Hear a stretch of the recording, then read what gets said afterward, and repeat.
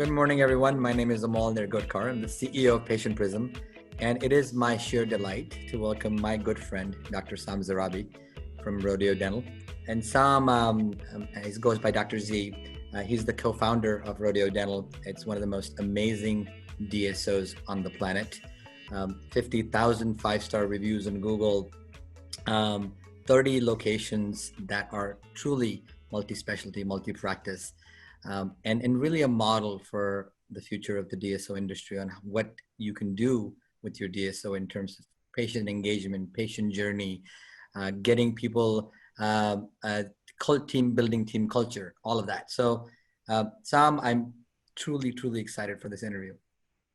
Thank you, Amol. An honor to be here. And I love what you're doing for the industry. You continue to bring not only innovation with what you're doing with Patient Prism, but awareness to the DSO industry and amazing content for all of us to learn and collaborate from. So love it.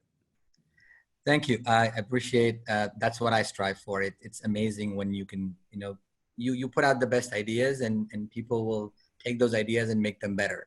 And that's our focus at these shows, at these webinars rather. So for people you don't know him, he's pretty popular in the DSO space, but for all our audience, Dr. Z co-founded Rodeo Dental as a multi-specialty, as I said, where they integrate endo, pedo, oral surgery, and general practice all into this one group, which is really leveraged by technology as well as the patient experience. And behind him is this amazing chart. It's called the Rodeo Way. And it's the way they think about the patient experience. And Rodeo has probably one of the coolest cultures out there in the space.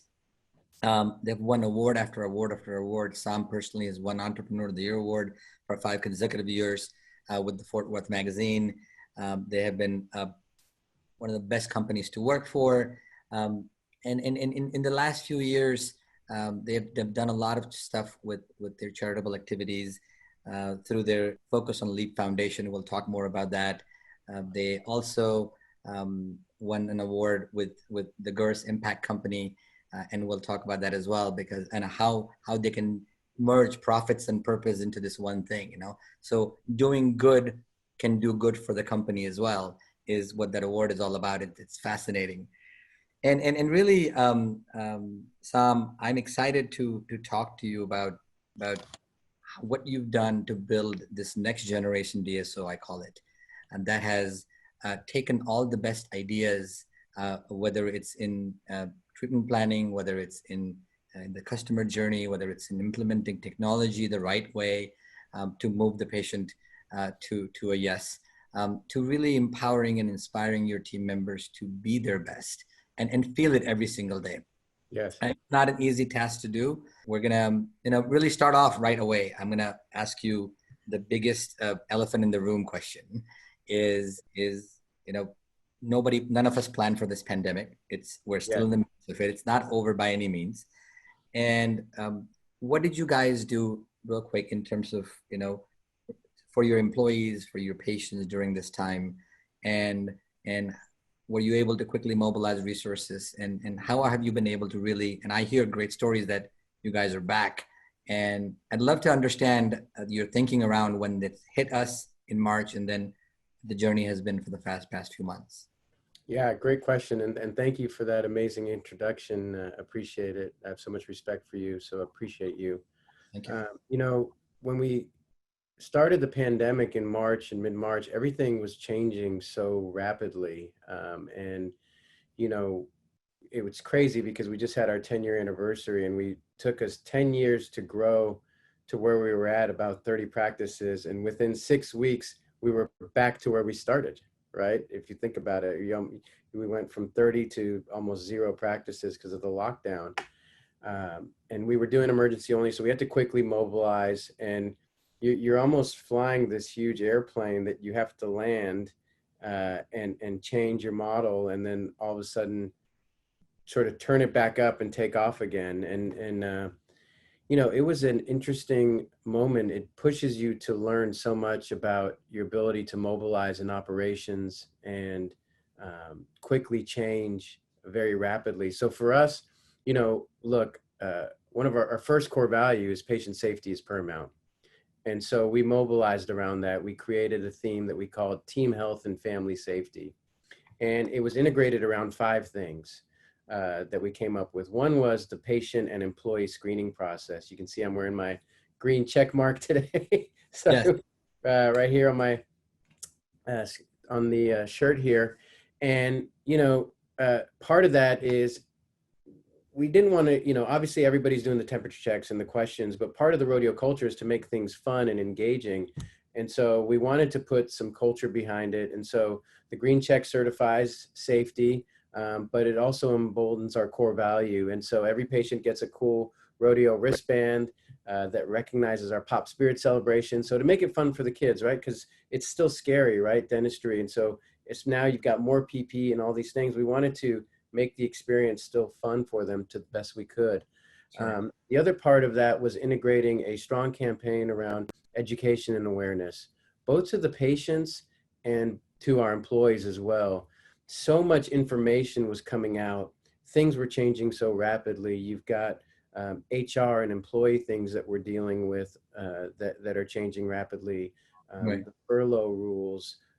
You've got changes and guidelines from the CDC, the TDA, the ADA, and everybody's trying to collaborate to see, well, who, what, and where, and how do we apply this down to the ground level. And so a high level of communication. We were doing weekly town halls and Zooms with our team members, docs, everybody. It was a very intense communication and engagement strategy. The third part was obviously enhancing our PPE, collaborating with all of our partners and vendors out there to make sure we've got the best PPE for our staff and our patients.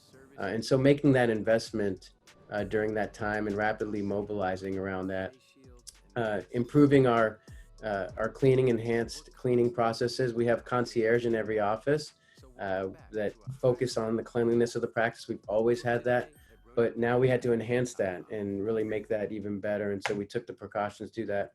And then finally, we implemented an alliance with My Labs Direct to implement a comprehensive testing strategy for all of our employees out there. So we've tested every employee in the company, and we have weekly testing that happens in every region and office throughout the state. We have that available to all the employees for their safety, and putting that together was really a big lift, but it's been a great thing for us. So you basically got back to the basics. You focused on safety. Obviously, safety is important. And Simon Sinek says, right, if you make your people feel safe, they will give you their very best, and eventually that'll translate into better outcomes for your customers. Right. And my second question was, obviously the culture is really driven by, at the core of every organization, safety is so important. And safety is just not physical safety. It's also safe in a safe environment to be yourself, to express your views and opinions. And so was that did that help really motivate your team to kind of rally around that hey, by the way, this is our company. We're gonna come back. We're gonna take care of it. Did that help? I mean, the testing obviously helped, but the communication, all that stuff, did that really help with building even a more tighter culture? Yes, I can tell you. I mean, this virus just rips through not just our company culture, but organizations around the world and country, and it does it instantly, right? It creates separation. We can't even touch or hug each other anymore. All these things are just taken away from us, right? And Right. so instantly, it challenges the culture, the practices, and in such a way that you can never imagine through divisiveness. And I saw so many stories of team members volunteering during the lockdown to see emergency patients. And then as we came back, right, and everything for us comes down to our mission.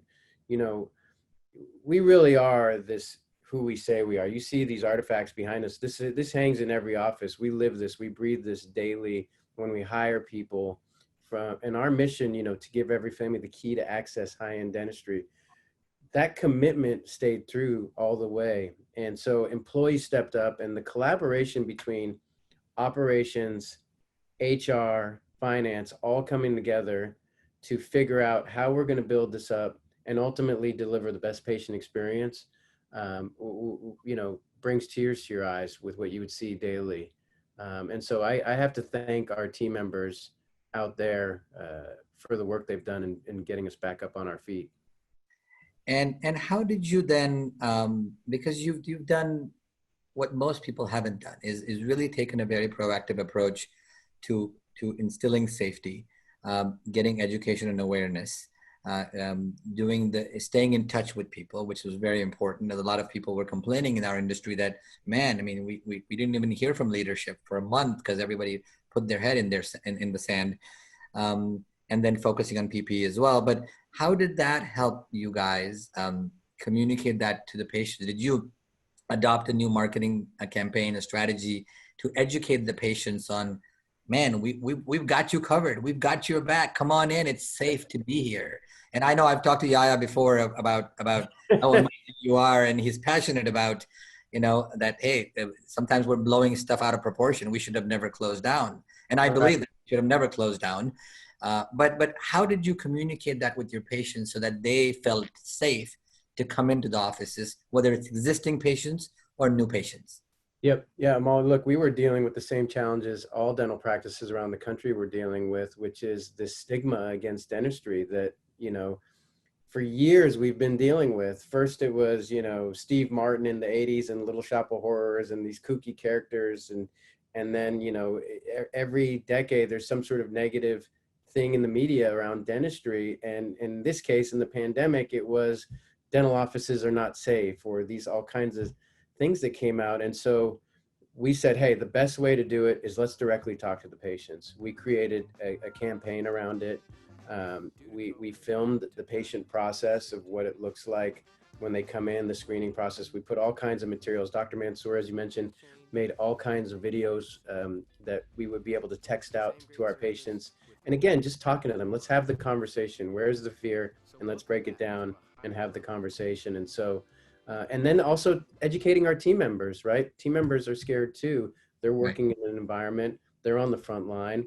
Let's talk about it. And so talking to them on a weekly basis through our Zoom communication. We have, again, weekly town halls. Every week we talk to the team, even till this day. Every Tuesday we have a town hall meeting. We'll bring special guests. We'll have topics from infection control specialists to directors of local hospitals, to state legislators, to give us a real live view of what's going on out there and give their perspective so we can learn and get better. And then finally, communication with our doctors, again, frequent and often, and staying in front of it and addressing their needs in a real-time basis. Every week things were changing. Hey, we need this week. Can we address that? And it's just important to stay in tuned. Sam, I know you're a culture-driven company, and you guys continuously keep innovating in creating a cohesive culture in your organization. So all the departments are talking to each other seamlessly. And to my complete surprise, you shared with me this idea or this platform that you've launched called the Rodeo Mix. Talk to us about that, because I think it's fascinating. Yeah, this has been something that we've been working on for some time. And, you know, when the pandemic hit, look, it's ripped away all our ability to engage. We're a very high touch organization in terms of culture, and we'd have these cool onboardings every month and events that we would do. And so everything was very live, and we, you know, seeing each other, hanging out with each other, and all that was taken away instantly. And so with the culture that we have like that, how do we recreate it in a new world and virtually? So we launched Rodeo Mix. It's our company intranet, but it's so much more than that. It's a platform where we can all share, collaborate. This is rodeo employees and doctors all in one place. We can do training, tools. We have activity feeds where we'll celebrate birthdays, anniversaries, all the fun stuff that we normally do, but all in one place for everybody to see. And It's been an instant hit. The employees love it, and we have a lot of fun with it. I'm going to ask you like quick five Yeah, questions that I yeah, think fire away. I'm ready. Let's go. everybody's mind. How do you deal with capacity in terms of provider availability and being open enough hours because you can't see that many patients in a particular time period? Yeah, the biggest challenge, absolutely. So if we think about capacity, there's various ways, right? We were dealing with the patients waiting in the cars. We used every bit of the space capacity. So when we went into the lockdown, we did a whole analysis of the operational flow of the practice. Where can we use space to best create safety for the environment? And so our entire delivery model is based on flow. And so we would utilize our exams, operatories, increase that, create social distancing in the lobby, utilize cars if need be, increase hours. That's a big one, right, for us. We changed our hours to where we included other days, Mondays and Saturdays, right? Historically, that would be less of longer days. So all those different things we would start to utilize and put in place. Same day treatment. Yes. That go up, go down, stay the same? Goes up. That was always something that we've done, just from an efficiency standpoint. Part of our delivery model is convenience, and families love to come in, get everything done. We can see mom, dad, sister, brother. They can get their ortho done, their cleaning done. So that was always part of our model, but obviously we leaned into it a lot more at that time. So are you really scheduling to make sure that when you're scheduling a daughter, you're also asking that, hey, a mom also needs her whatever, her hygiene visit, and dad might. So if you guys are coming together, you might as well make 2 appointments or 3 appointments instead of just, and everybody comes in at the same time. Is that what you guys do? Absolutely. Look, we are always, I am maniacal about creating the best patient experience. That is where my focus has always been, my passion in studying that. And so you've seen when you've come and visited us, Yeah. we'll even track, when the patients come in for ortho, if they're due for their cleaning, we'll create a flow for them to be able to get that done in the same day, along with the siblings and parents.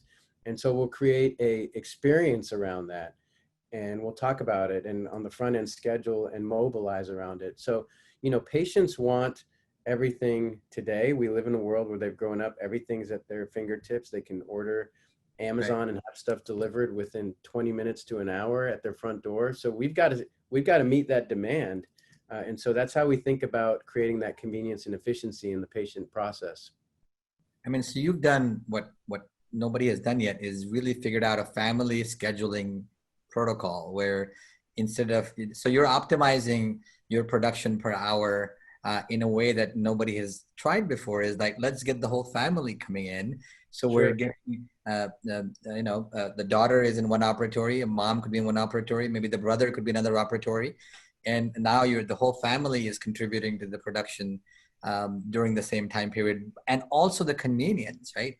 Convenience. People don't want to go to the dentist all the time. I mean, as much as we love this industry, people don't want to go, Right. uh, and, and that's important. So same day treatment, especially in COVID, right? I think have you guys focused some more on like, hey, let's get this done today, and make sure that so you don't have to come back.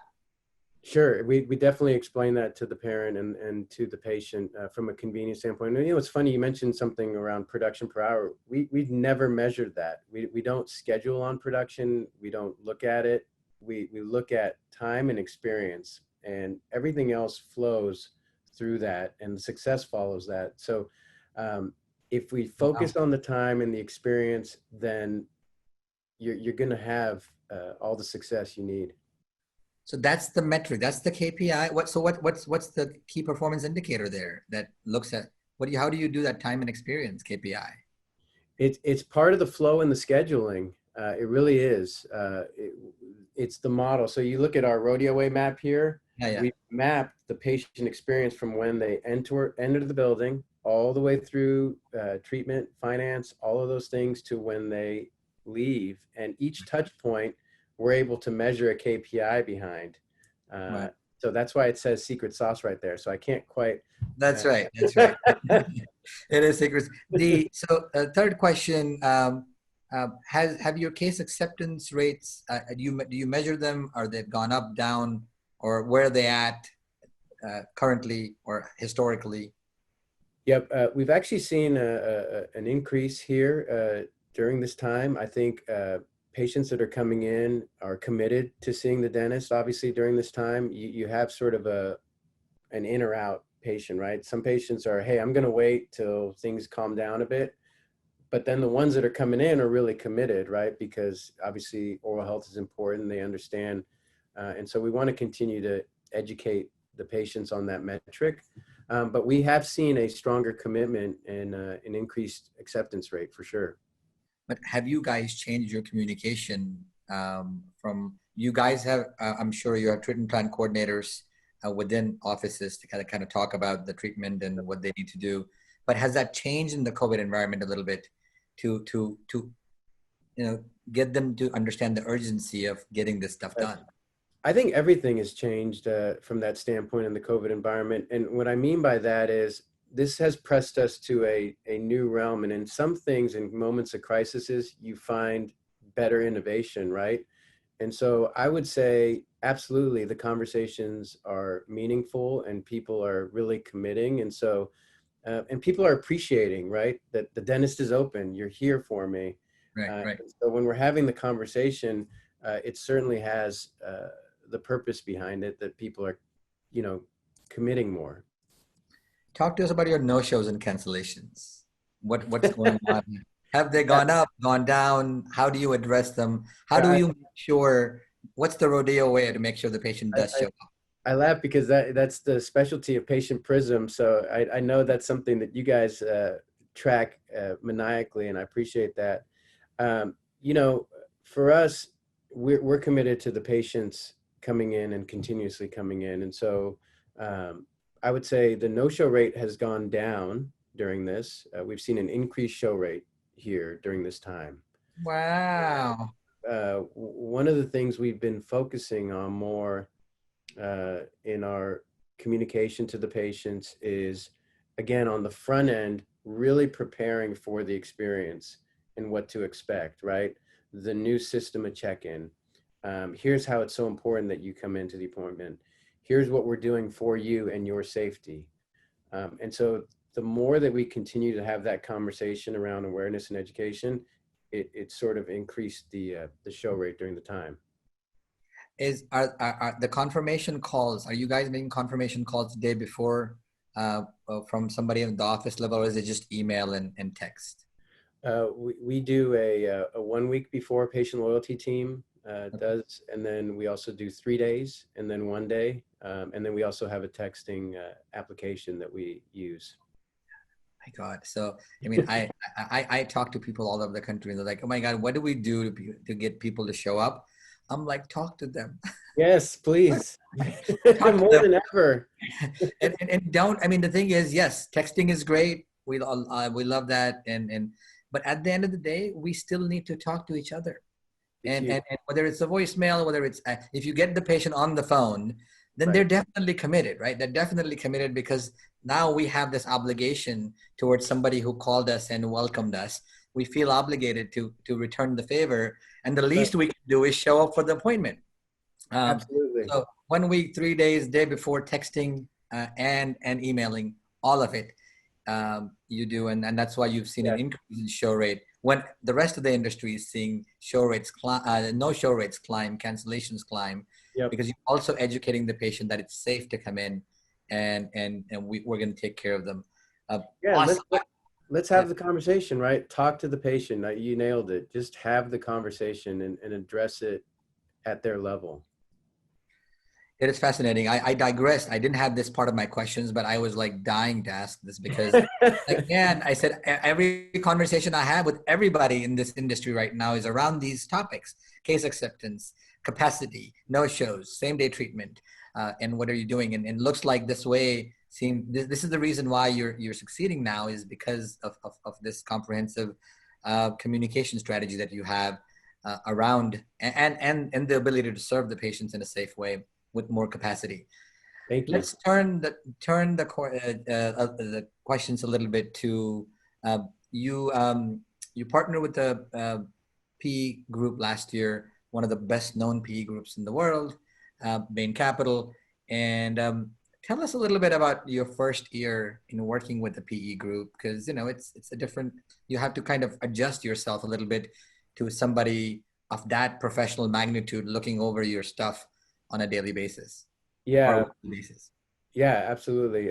First of all, super happy with our partner, the Bain Capital Double Impact Group, have been incredible, and especially throughout this pandemic and the amount of resources amongst some of the smartest people in the world across a network that has built some of the greatest companies and brands in the world. And the Double Impact Fund specifically focusing on um, companies that are dedicated to social and environmental impact as they build their businesses. And so we felt that alignment was really strong in partnering with them because we've always been a company that has been committed to giving back, which I know we'll talk about here in a bit.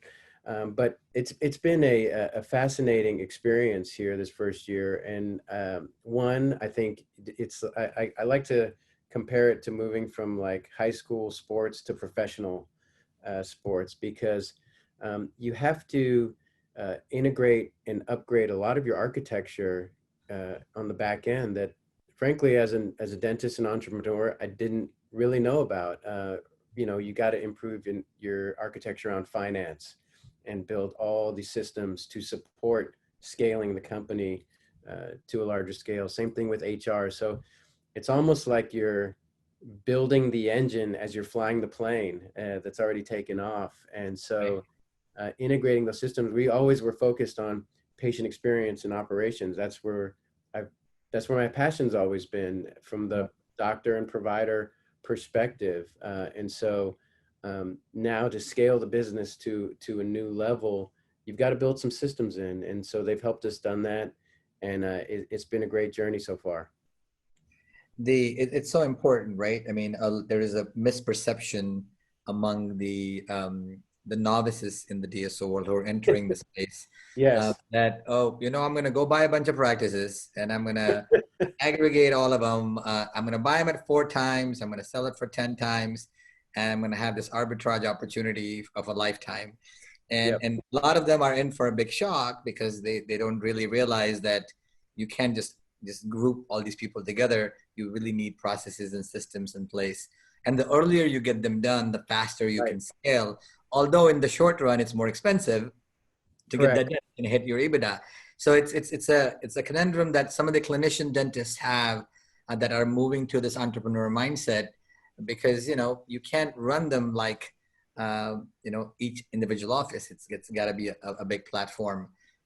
So Bain's been a great help. And were they able to bring some of the resources to help you during the COVID stuff, as far as securing PPE or anything else that they helped? Amazing resource. So happy. So you know, one thing that they have is we would have weekly CEO roundtables with all of the portfolio companies. They would bring all kinds of resources from emergency preparedness and planning, PPE resourcing, best practices during this time, HR and employee engagement and reach out. So all kinds of resources just would be brought to the table, and you can just reach across and get the help you need. So we felt an incredible support from that standpoint, while allowing us and supporting us to lead our companies in the best direction possible. And that is really the benefit of bringing the right group in, right? Because if it's all driven by just the financial stuff, then sometimes you'll miss out on what's important. We're still in the healthcare business. We're still delivering care to our patients, and the emphasis that Bain has on this double impact stuff, right? Where you're like you want to do good by doing good, and that's really right. And it's a mantra that you know. Mark Benioff talks at Salesforce about that. Um, uh, your values can create value, and I think it's something that Bain looks like has instilled within you guys. Like, okay, you've got these core values right there on the left side of you, and Right. those values are amazing, right? And those values can be scaled up and create even more tremendous value to everybody, patients, team members, shareholders, stakeholders, everybody else. Um, And what an incredible partnership that is. And I'm excited to see what you guys do in the future as well Thank with you. that. Switching back to your operations, when I visited your headquarters in that room right there where you're sitting there, I was sitting right in that chair. Um, I was like, oh my God, I am in a situation room with all these TV monitors that you have in front of you, Right. and flashing all these fancy metrics that I had never seen before. Traditionally, you see metrics that you've all used to with these analytics company, right? Oh, production per hour and the number of patients, well, whatever they are, they're like a set of Right. 10 or 15 metrics. But you guys had all these different things on the dashboards. Like one of the things I remember was that you knew, and I'm not gonna spill out Yeah, the no, secret please. sauce, That's okay. but one of the things was that, hey, this patient is in this chair, but it looks like they also need an ortho consult. And knowing that, and you had a metric for that, like, so maximizing the opportunity of a patient who already is in the office in terms of what they need, or if it's an ortho patient who hasn't been, I guess do they need cleaning? They do need cleanings too, right? Yeah, of course. Absolutely. Every And 6 months. so they came for an adjustment, but the last time they had a cleaning done was 9 months ago. And knowing that on your fingertips right there and then allows you to actually, this is what I talk about data, right? If data Right. doesn't drive your behaviors and decisions in real time, Yeah. and then it's no good. It's all hindsight. But you had inside data and you had foresight data. I'm like, oh, let's make sure this is the people that we talk about for their cleaning, or these people who have come for their cleaning. They were presented an ortho treatment plan 6 months ago, but they probably need to have another conversation with this team. Otherwise, if one party doesn't talk to the other Yeah. party, you have that stuff. So long explanation about the situation room. Talk to us about what have you done with this stuff? Why is it so cool, and how is it impacting your EBITDA, your operations, your operating efficiencies and effectiveness, all of it? Yep. No, great question. And thank you for that compliment. So, I recognize back in 2014, I became frustrated, just like many other dentists out there in small and larger practices where the technology and data and the practice management softwares were all sort of siloed into one cookie cutter way that was designed, I think, for practices like my dad's that I grew up around. And so, we have a different model, right? We have a group practice, we have this cool culture and patient experience. And so we wanted to marry technology to operations. And so we made a significant investment starting in 2014. We have a team of developers that are constantly working, developing dashboards like the one that you saw. And it's all focused on improving the patient experience. So, you know, I look to the future of, again, before specialists and general dentists were siloed, right? Everybody was referring this way. They were on different operating systems. And why couldn't they be integrated? Why couldn't they talk to each other so that the patient can have a better experience and we can find some of this data? On top of that, we wanted to also make the experience fun for the patient. So we'll figure out stuff like when their birthday is, the data will show us instantly versus trying to open the chart and open 3 different files to get to it. It'll instantly tell us everybody that's in the practice that day. And also if it's their anniversary of being with us, like we want to celebrate that. That's a big milestone. If a patient's been with us for 10 years, we want to let them know, hey, thank you. And so we'll do something cool. We'll shake the little bells for them. We'll have a good time. And so those are the kinds of things that the standard operating systems out there were not able to do. And I said, well, let's go create it. And so since that time, we've just been building upon that. To date, we've got over 400 proprietary dashboards to view the Wow. business in every different way. We have over 30 applications that we've built that integrate the different systems and softwares. And so we're going to continue to build upon that and make that investment because ultimately the person that wins is our patients and our team members. But what you've done is really married the operations of the DSO with technology and integrated the stack so that the right decision makers are able to see the right KPIs at the right time to make the right decisions to move the needle.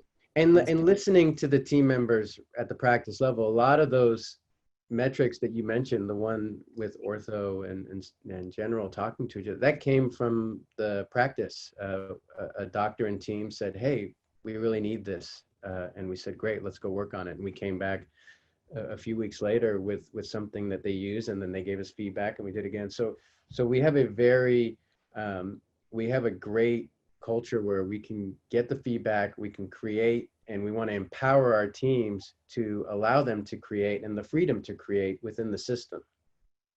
One of the ideas that I've been thinking about, and I don't, you might have already thought about it, is the idea of time and motion, right? Like, how long does it take for a hygienist to complete a prophy? How long does it take for a doctor to do a crown prep? How long does it take? And what time? And is there differences between them to see?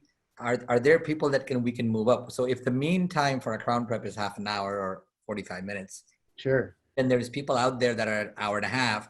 There's people at 15 minutes. So there's this idea of time and motion. And a lot of manufacturing companies do that. Tesla has done that, is that you analyze what time it takes and how much motion is required to complete that task. Have you guys thought about that stuff in any way in terms of understanding the efficiency of your team members at the same, without actually, not denigrating or reducing the quality of service? Yeah, I think you have to. I think that's a more realistic way to approach it. Historically, everything was bucketed in scheduling from production, right? You look at the old school dental practices, again, like my dad's, they'd book the schedules based on production. 8 to 9, you have your crown prep, 10 to 11 seat, right? That's how it was always built. But there's so many factors, like you mentioned, right? A patient could be scared. There may be more behavioral management. That's why it may take longer. There could be the experience of the dentist coming right out of school versus someone who's been experienced out for 10 years. So all those factors will range the time, and those ultimately affect the efficiency, right? And Right. cost. And so I think if you're not looking that, you're not getting the best results that you can be possible. That's so interesting. I mean, there's so much for us to do in this space, right? Yeah. Um, to That's why deliver. I think we're at the cusp right now. There's so much innovation and technology. We are just in the beginning of a incredible moment in time in dentistry. I'm excited about. There's so much innovation from the teledentistry Right. aspects to all the data and analytics from what you guys are doing in your field to what we're doing. So all this innovation is going to get poured into the industry, and I think it's going to be awesome for everybody. I think we've got to bring the 60% of the people that have not even seen a dentist yet, right? I mean, our Right. industry could be a $500 billion industry only if we get everybody to accept treatment, and all the 60% people are coming to us instead of going to Target for once or going somewhere else, right? It's Uh, true. we got to bring people in, and we've got to make it fun, like what you guys have done. We've got to make it safe. We got to make it fun, and we Right. got to make an experience into it, and so that. and letting people know how important the connection to overall health is with dentistry, that again I'm so excited to see people talking about now, and getting that word out so people know, it's all connected, right? And ultimately, look, uh, we see the patients more frequently than almost any other healthcare provider. That's Correct. huge. And so think of the data that we're getting that we can share with medicine. And so for once and for all, can we break that wall down and work together?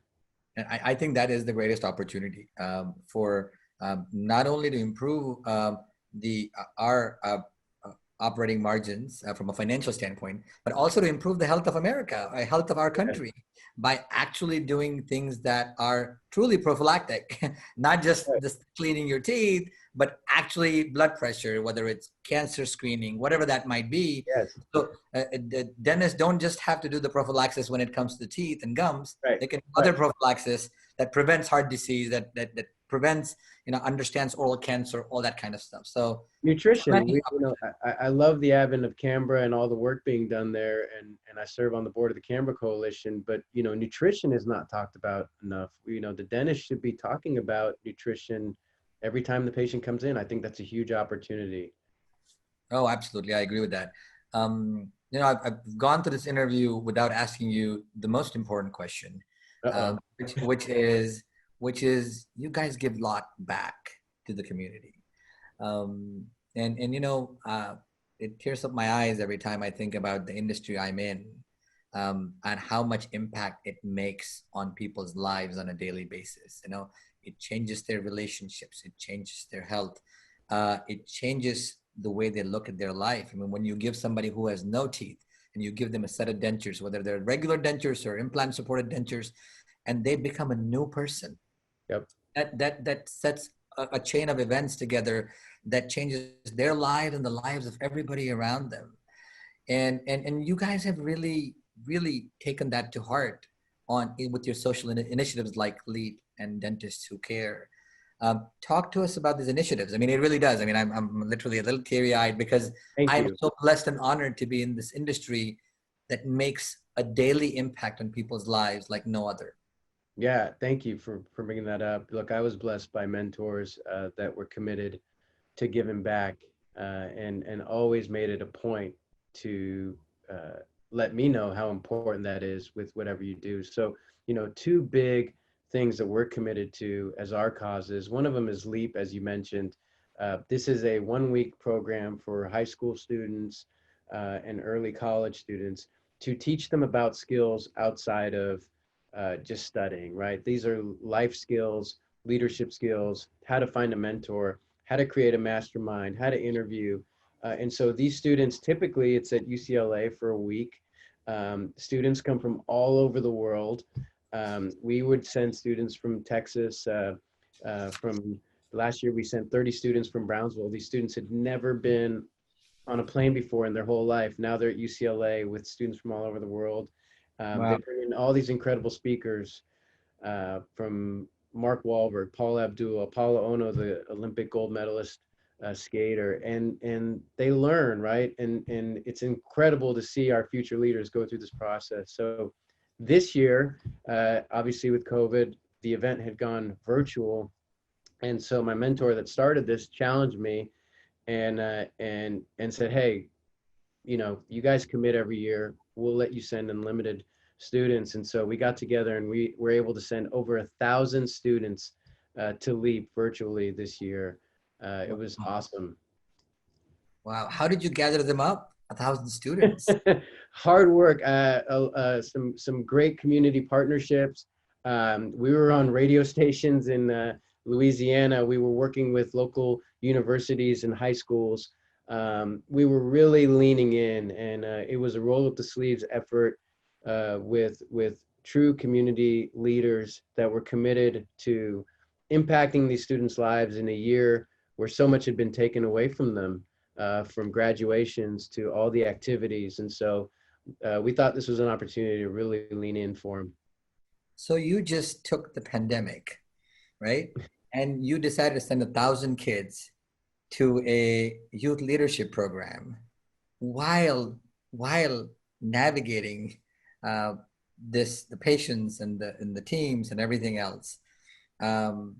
If that is not inspiring, I don't know what else is. Is business instead of just doing nothing, you've basically gone above and beyond and actually impacted society for the better while helping your business. And I think that has also, right, because what you said resonates with me, is doing the right thing leads to the right things happening to you. And you can do good by doing good, is absolutely where I'm inspired, right? I mean, hopefully I will volunteer now on air to do whatever I can do next year to be part of whatever that you guys are doing, because I'd love to come volunteer. Hey man, we'd love to have you. You got to come out. Hopefully it's back at UCLA next year. Yes, You would absolutely. be a great mentor, actually. They would love to have you. On the Friday of the event, they have a mentor workshop, and Nice. uh, and all the students come. And this year they did it virtually, but different industries, from real estate to healthcare to whatever industry, and the students get to do a 20-minute sort of mock interview, and so it's really a great thing. Would love to have you be a part of it. And I will make sure to include you for next year.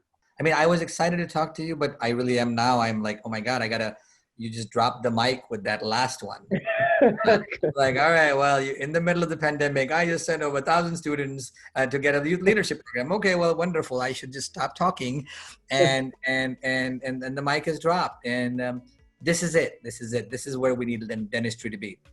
And I'm you honored, are. man. Humbled and honored. Thank you for that. And thank Um, you for having me. This is amazing. And thank you for all the work you do for the industry. And you continue to lead through all the adversity. We appreciate you. Thank you, Saam Zarrabi. It is my pleasure and honor to have shared this screen space with you. I look forward to seeing you in person. Talk to you soon. See ya.